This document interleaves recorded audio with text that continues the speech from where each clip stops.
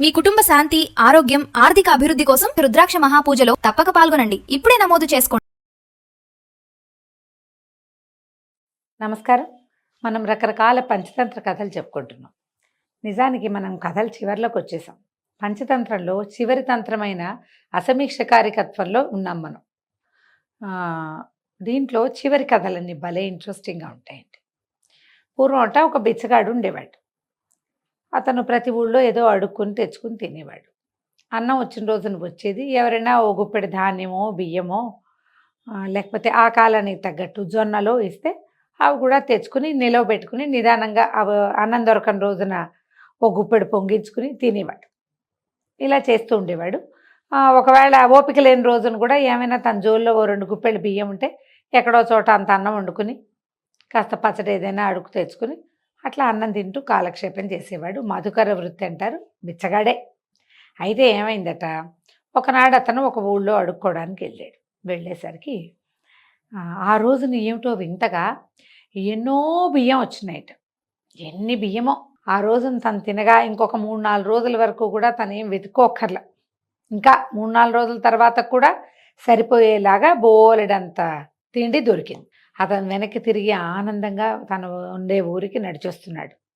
అడవిదారిలో ఆలోచించుకుంటూ వెళ్తున్నాడు. బాబా, ఎన్ని ధాన్యం వచ్చినాయి, ఎంత తిండి దొరికింది, ఎన్ని రోజులు నేను హాయిగా ఉంటాను, ఇప్పుడు పరిగెత్తుకుంటూ వెళ్ళి ఏం చేస్తాను, ఏదో మధ్యలో ఎవరో పెట్టారు గుప్పెడన్నం తినేసాడు. చెట్టు కింద పడుకుని ఆలోచించుకుందాం ఈ ధాన్యాన్ని ఏం చేయాలో అని ఓ చెట్టు కింద పడుకున్నాడు.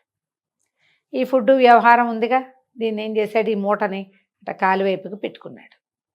కాళ్ళ వైపుకి పెట్టుకుని ఆలోచించుకుంటూ ఊహల్లోకి జారుకున్నాడు. ఒక మంచి కల వచ్చిందట బిచ్చగాడికి. ఏమిటది, తన దగ్గర బోల్డు ధాన్యం ఉంది, అన్నున్నాయి. అయితే ఊరంతా కరువు వచ్చేసింది, వానలు లేవు, ఎవరి దగ్గర గుప్పెడు బియ్యం కూడా లేవు. జనమంతా అలో లక్ష్మణ అని తిండికి అఘోరిస్తున్నారు.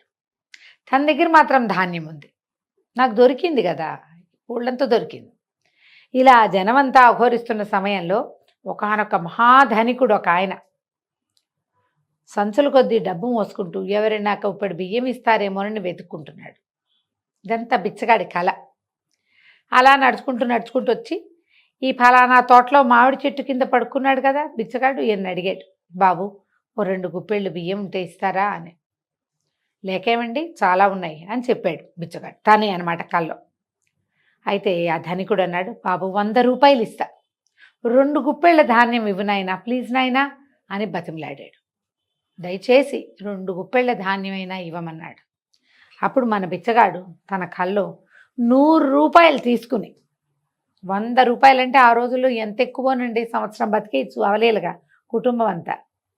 అసలు 5-6 రూపాయలు ఉంటే చాలు, నెలెళ్ళిపోయేది ఆ కాలం అది.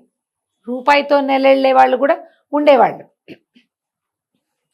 100 రూపాయలు తీసుకుని ఆ ధనికుడికి ధాన్యం ఇచ్చి పంపించాడు. కల్లో 2వ అంకం మొదలైంది. ఇప్పుడు 100 రూపాయలుంటే బ్రహ్మాండమైన ఆవు వస్తుంది, మామూలు ఆవు కాదు, కామధేనువు లాంటి ఒక అద్భుతమైన ఆవుని కొనుక్కున్నాడు కల్లో బిచ్చగాడు. ఆ ఆవు పాలు ఇచ్చేది, పితికిన కొద్దీ కుండల కొద్దీ వచ్చేసేవి పాలు. ఎన్ని పాలో, పాల కడలిలాగా కనపడుతోంది, కళ్ళంతా కుండలుగా పాలే. పాలన్నీ అమ్ముతూ ఉన్నాడు బిచ్చగాడు. అన్ని పాలు అమ్మితే అంతా ధనమే. పాలు అమ్మితే డబ్బులు కాదు.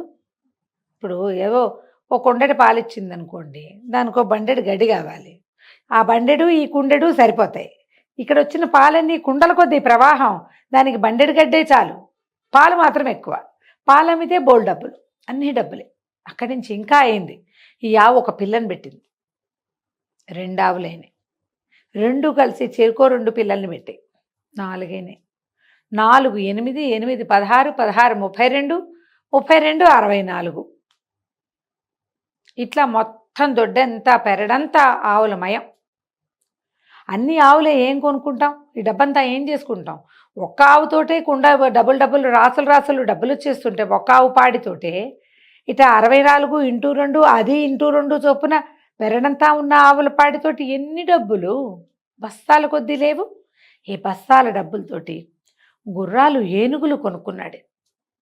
ఎన్ని గుర్రాలో ఎన్ని ఏనుగులో, ఆ ఊరు రాజుగారికి గుర్రాలు కావాలంటే ఫలానా బిచ్చగాడు గారి దగ్గర ఉంటాయండి అంటున్నారు. గుర్రాలు ఈయన దగ్గర నుంచి తీసుకెళ్తున్నారు. రాజుగారికి డబ్బప్పిచ్చేటువంటి ఒక వ్యాపారస్తుడు ఉన్నాడు, మహామహుడు ఒక ఆయన ఆ ఊళ్ళో, చాలా స్థితిమంతుడు. ఆయన కొన్ని గుర్రాలు బేరం చేయటానికి మన బిచ్చగాడు గారింటికి వచ్చాడు. వచ్చి వీళ్ళ దొడ్డి వాకిలి, ఇల్లు వాకిలి, పెరడు అన్నీ చూసి ఆవులే ఆవులు, గుర్రాలే గుర్రాలు, ఏనుగులే ఏనుగులు, డబ్బు కుప్పలు తెప్పలు ఎక్కడ పడితే అక్కడే. అబ్బబ్బా ఏమి సంపదండి, మా అమ్మాయిని పెళ్లి చేసుకోండి బాబు, నన్ను ఉద్ధరించండి అని అడిగాడు. అరే బాగుంది, అంత స్థితిమంతుడు, రాజుగారికే డబ్బులు అప్పించగలిగిన వాడు, అప్పిచ్చి వసూలు చేసుకోగలిగిన ఘనత ఉన్న మహానుభావుడు ఒక ఆయన వస్తే వాళ్ళ అమ్మాయిని ఎందుకు కాదంటాం మనం, చక్కగా చేసుకోవచ్చునే అని హాయిగా పెళ్లి చేసుకున్నాడు. భార్య తను కులాసాగా ఉన్నారు. పెద్ద ఇల్లు, పెద్ద బెరడు, వాళ్ళంత బ్రహ్మాండమైన గోశాల, వైపు అశ్వశాల, ఇంకోవైపు గజశాల, అన్ని శాలల నిండా అన్నీ శాల్తీలే, ఆవులకు ఆవులు, గుర్రాల గుర్రాలు, ఏనుగుకి ఏనుగులును అన్నీను. చక్కగా బంగారపు తూగుటుయ్యాల్లో కూర్చుని తను భార్య ఉయ్యాలుడుగేవారు. కొన్నాళ్ళకి చూడు చక్కని బహుసుందరమైన పిల్లవాడు ఒకడు కలిగాడు, చిన్న బిడ్డ. ఎంత బాగున్నాడో, వాడి అందమైన నవ్వు చూసి చంద్రహాసుడు అని పేరు పెట్టారు. ఇదంతా కలేనండి. ఈ చంద్రహాసుడు అనే పేరున్న చంటి పిల్లాడు 2 ఏళ్ళు 3 ఏళ్ళు 4 ఏళ్ళు వచ్చినాయి. ఈయన లెక్కలు రాసుకుంటున్నాడు, జమా ఖర్చులు. ఆవు పాలు ఎన్ని, ఆవు పిల్లలు ఎన్ని, ఏ ఆవు ఎన్ని పాలు ఇస్తుంది, ఏ దూడకి ఎంత రేట్ వచ్చింది, ఇవన్నీ రాస్తున్నాడు. రాస్తుంటే పిల్లాడు వచ్చాడు. నాన్న నాన్న నాన్న నాన్న అంటున్నాడు. ఏదో చెప్తున్నాడు, ఈయన రాసుకుంటున్నాడు కదా. గట్టిగా విసుకున్నాడు, ఏమే ఈ పిల్లాడిని అవతల తీసుకెళ్ళు అన్నాడు. మళ్ళీ ఆవిడ రాలా ఎప్పటికీ. పిల్లాడు ఏడ్చి గోల పెడుతున్నాడు, ఏమిటో చెప్తాడు వాడి భాషలో, ఈయనకు అర్థం కాదు. ఈయన పక్కన జమా ఖర్చులు రాసుకోవద్దు, ఇన్ని కోట్ల కొద్దీ వ్యాపారాలు అవి చేసి గొడ్లని గోదని మెయింటైన్ చేసేవాడికి చాలా లెక్కలు ఉంటాయి కదా. ఈ లెక్కల వ్యవహారంలో ఆయన గట్టిగా పెళ్ళాన్ని కేకలేశాడు. రా పిల్లవాడిని తీసుకెళ్ళు, వీడు ఏడుస్తున్నాడు అని. ఆవిడ ఎప్పటికీ రాల. ఈయనకి విసుగుపెట్టింది. ఆ పక్కనున్న వస్తువు ఏదో తీసి విసిరేశాడు భార్యన్న వైపుగా, రావేమే పిలుస్తుంటే అని. ఈ లోపల ధన్ను మన చప్పుడైంది, ఈయనకి మెలకు వచ్చింది. చూసుకున్నాడు, కాళ్ళ దగ్గర ఓ సత్తెప్పాలలో ఇంతకుముందు ఊర్లో అడుక్కొచ్చిన ధాన్యం అంతా పెట్టి దాన్ని జోల్లో పెట్టాడు.